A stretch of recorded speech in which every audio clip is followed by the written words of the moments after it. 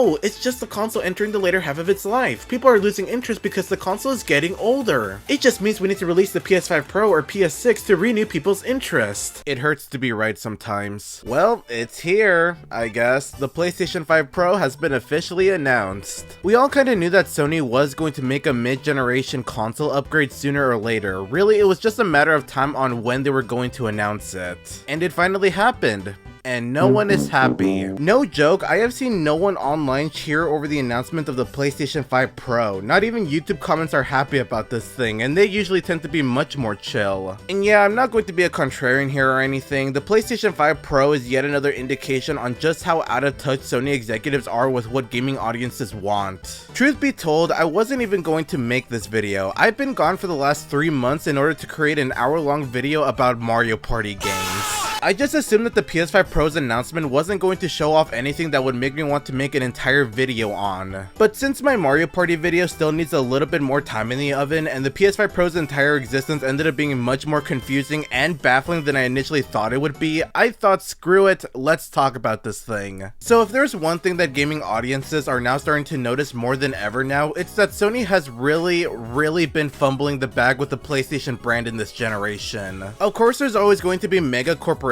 who are going to do stupid decisions from time to time, but in the case of PlayStation, it's gone legitimately insane. But all of the complaints that I and many people have made about PlayStation only really applies to the creative decisions of the company. Because in terms of hardware, the PlayStation 5 console by itself is honestly perfectly alright. I haven't had any serious problems with it. It runs PS4 and PS5 games wonderfully, the menus and UI look great and run solid, the console is super quiet no matter which game I play on it, it's solid hardware. Really, the only complaint that I have is that the design of the console itself is just really stupid. Not only did this Wi-Fi router design never grow on me, but it also makes it so that a stand for this console is an absolute necessity if you want to prop this thing vertically. It's super top heavy. One slight bump to this thing would be enough to make it fall over. But that's really it. This console's main job is to run PS4 games and PS5 games, and it does that job wonderfully. So with that said, what even is the point of making a mid-generation upgrade? Because if it's to make a console that is capable of playing high fidelity games with great performance, the PS5 already did that.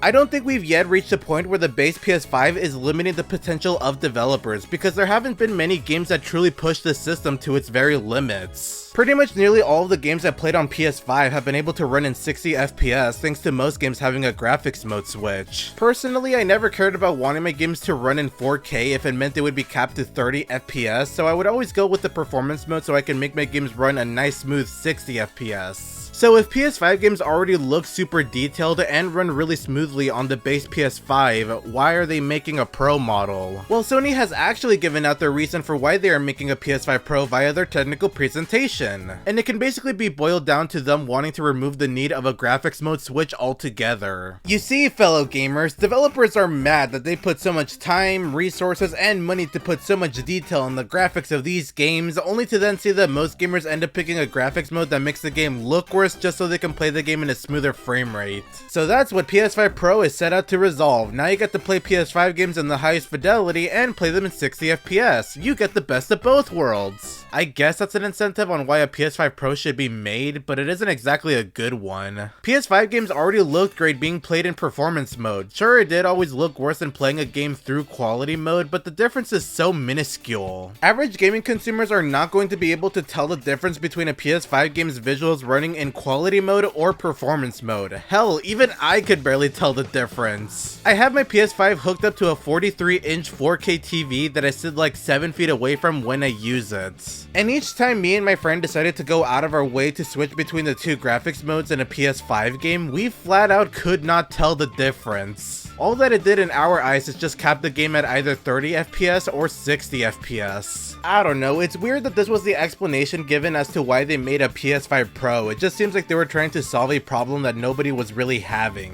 And when it comes to the improvements that PS5 is bringing to the table, they are completely insignificant. So Sony showed off some footage of how PS5 Pro improves the visuals of already existing PS5 games, and this is where you really start to see how pointless it was for them to even make a PS5 Pro in the first place. So the first game they chose to showcase the power of the PS5 Pro is The Last of Us 2, aka a PS4 game that isn't even 5 years old yet. which got a remaster this year to make full use of the PS5 hardware. In all seriousness, this was not a good game to promote how much of an improvement PS5 Pro is bringing. Oh look, the watchtower from a distance looks sharper on PS5 Pro than on PS5. What do you mean you're not impressed? Not even kidding, that's how every comparison shot between PS5 and PS5 Pro is presented as in this presentation. Oh look, the crowd looks sharper in Ratchet & Clank. The tree leaves are more detailed in Spider-Man 2. Okay?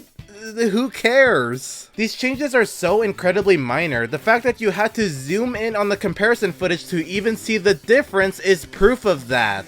Plus, these upgrades don't do anything in actually improving my PS5 experience or making it more entertaining. A rare moment where the base PS5's hardware actually improved my experience was this one level in Astrobot. There was a part in the game where there were like hundreds of apples on the floor that you can walk around and interact with. It made me smile, and I was also impressed with how the console can have this many interactable objects happening on screen without any hit on the visuals or the performance. Or how about those fast travel transition screens in Spider-Man 2? Those blew my mind. Meanwhile, the PS5 Pro improves the hair and face textures of the characters in Horizon 2. Wow, now I get to see even more pores on Aloy's face. What a fun way of using this tech. Oh yeah, and as far as I'm aware, PS5 Pro doesn't do anything in improving the visuals or performance with PS4 games. Like, straight talk here, imagine paying for the most powerful PlayStation yet, only to then boot up Bloodborne and still see it run in 30 FPS. I would be livid. And just like that, I more or less brought up everything that Sony showcased about how PS5 Pro improves your PS5 experience. Can't say I'm necessarily impressed. But perhaps people like me who already own a PS5 aren't the target demographic for this product.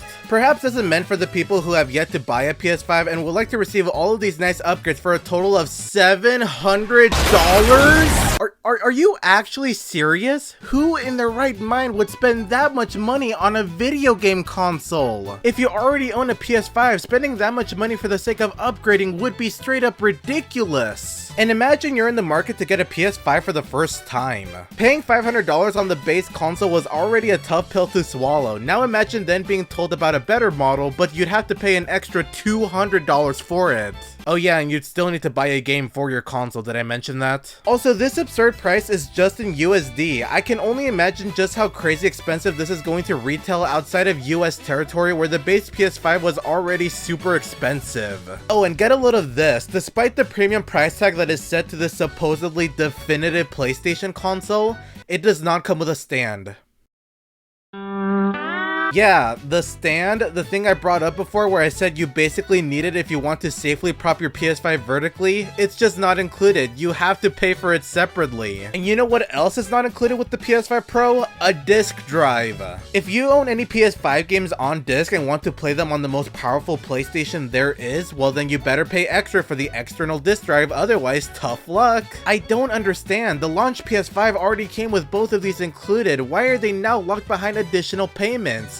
Why does this thing exist? I genuinely cannot believe that no one, absolutely no one during the process of this console's production at Sony ever brought up the question of who this console is even meant for. Maybe it's just me, but I can't help but see PS5 Pro as being nothing but a cheap way of bringing hype and revenue to the PlayStation brand. One that looks to have completely failed in getting anyone even remotely excited. Perhaps PS5 Pro will end up being a much more desirable product in the future, but for now it is such an unnecessary addition to the PS5 lineup. Next to the PlayStation Portal, yeah, I bet you completely forgot about that thing's existence until just now. Who knows, perhaps I'll be wrong and PS5 Pro will actually be a product that'll fly off the shelves and people will be dying to get one.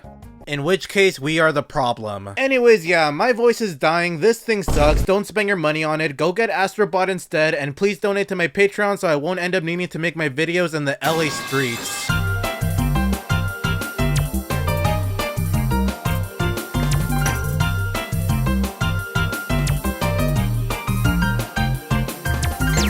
You do what I had to. Who posted my nudes on Twitter?